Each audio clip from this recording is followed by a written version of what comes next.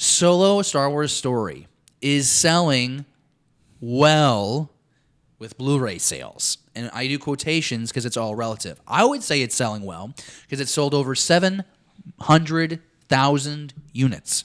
700,000 Blu-rays, okay? So I think for most movie franchises, they would be excited about that, okay? So let me give you a little perspective. And this is all from a tweet that spurred this conversation. Geek Furious put this out. To be accurate, 789,000 plus Blu-ray units sold in Solo's first week, compared to Last Jedi's, which sold 1.7 million in its first week. So he's saying, Solo would be well off had it had the Edge of Tomorrow numbers, but it actually more than double that movie's 350,000 first week units. So the whole point with that comparison to Edge of Tomorrow is the fact that most movies don't make $700 million, $600 million in the theater. Solo only made 300 something, and so I guess that's why we're trying to compare it to Edge of Tomorrow. But yet the Blu-ray sales between the two are not comparable at all. Solo sells way more people and are way more units, and we had a conversation on the show. We thought that a lot of people were waiting to buy this for home release, and then they didn't want to go out and see it in the theaters. Mm-hmm. David, that's how Solo compares to another movie that came out in theaters and did about the same at the box office. But how does this compare to, let's say, the Disney era Star Wars? So I'm going to make the argument that this movie is selling better than Rogue One DVD sales did in their first week.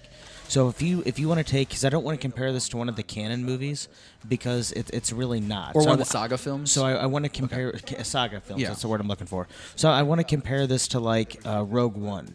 So if you look domestically, Rogue One and Solo did about 38% of what Rogue One did.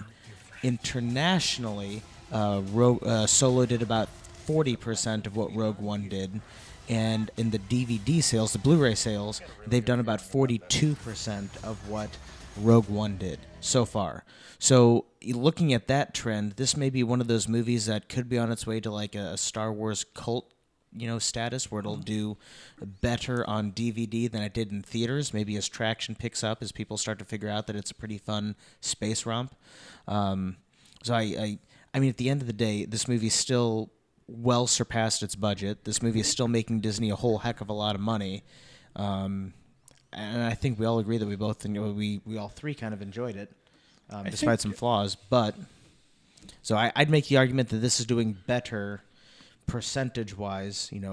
Gross sales is obviously more important. But Jesse, where do you stand on this? Because we have talked at length and for months, but there are some factors that this movie had to encounter that aren't the movie's fault or responsibility. The movie should have been released in December. It wasn't given enough breathing time from The Last Jedi.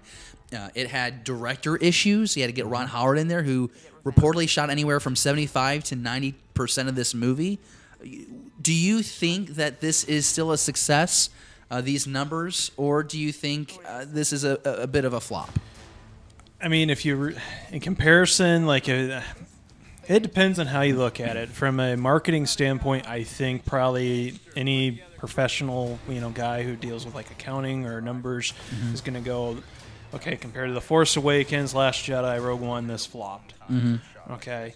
But I know the world isn't fair. I don't think it's fair because I know all three of us went and saw that movie in the theater. Multiple times. Mm-hmm. That Midwest theater. Anyway, we all saw it multiple times, and I enjoyed it. This was a film that did a lot of fan service on the broader side of the lore. Those side stories, or and it was nice. Mm-hmm. Now, do I think there was issues with the film? Yeah, I mean, that's any movie and everything. I still enjoyed this movie. You should see it. If you didn't see it in the theater because you were being a ninny, okay, just quit being a ninny and go buy it on Blu-ray or DVD and watch it, because you are missing out on a fun adventure, on a fun exciting, background story for one of your favorite characters of all times. Yes, it's not Harrison Ford, I get that. But you're seeing that bond between Han and Chewie grow, okay? You get some really cool characters and some Easter eggs. Go see it and enjoy it. It's a good movie. There's no doubt about it. And I think it definitely holds its own against like the Rogue One.